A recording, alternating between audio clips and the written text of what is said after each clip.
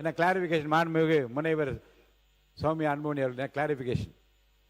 மாண்புமிகு பேரவைத் தலைவர் அவர்களே, கன்னி பேச்சு என்ற வார்த்தைக்கு பதில் அறிமுக உரை இல்ல முதல் உரை என்ற வார்த்தையை பிரயோகப்படுத்தினால் நன்றாக இருக்கும் என்று வேண்டி கேட்டுக்கொள்கிறேன். நன்றி, வணக்கம். மாண்புமிகு எஸ்பி வேலுமணி அவர்கள் வாங்க. என்ன விளக்கமா என்ன கேட்க போறீங்க? வருகின்ற 17/9/2026 அன்று வரலாற்று சிறப்புமிக்க மதுரையுடைய அங்கையர்க்கரசி மங்கையர்க்கரசி என்று போற்றப்படுகின்ற மீனாட்சி அம்மனுக்கு குடமுழுக்க நடைபெற இருக்கின்றது. அந்த அழைப்புதான் எனக்கு முறையாக வழங்கப்பட்டிருக்கு. ஒரே நிமிஷம், குறைகளே இல்ல, நல்ல விஷயம் சொல்றேன். வழங்கப்பட்டிருக்கின்றது. 10 எழுத்து குறைபாடுகள் இருக்கிறது. இறந்தவருடைய ஆதீனத்தின் பெயர் இடம்பெற்றிருக்கிறது. அறங்காவலர் குழு உறுப்பினர் பெயர் யார் பெயரும் இடம்பெறவில்லை. சட்டம் 28 படி 6 உட்பிரிவு 2 படி அறங்காவலர் குழு பெயர் உட்பட வேண்டும்.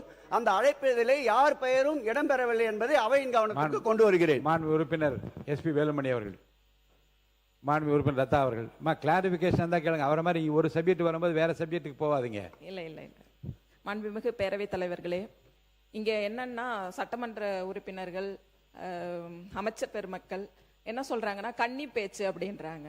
அத வந்து இல்ல அது வந்து ஒரு ஆணாதிக்கத்தினுடைய சிந்தனையை வந்து வெளிப்படுத்தக்கூடிய ஒரு விதமாக இருக்குது அப்படிங்கறத நான் பதிவு பண்றேன். அந்த கன்னி பேச்சுன்றத வந்து அவை குறிப்பில இருந்து வந்து நீக்கணும் அப்படிங்கறதையும் நான் கேட்கிறேன். இப்ப என்ன பண்ணலாம் என்பதை பற்றி இப்ப பள்ளிக்கல்வித்துறை அமைச்சர் அதை பற்றி நல்ல விளக்கம் சொல்லுவார் என்று கருது. பேரவைத் தலைவர் அவர்களே, ஏற்கனவே கடந்த சட்டமன்றத்தில் முன்னாள் சட்டமன்ற உறுப்பினர் மதிப்புக்குரிய சகோதரி வானதி அம்மா இதே போல ஒரு விஷயத்தை சுட்டி காமிச்சாங்க. எல்லாருக்கும் நினைவு இருக்கும்.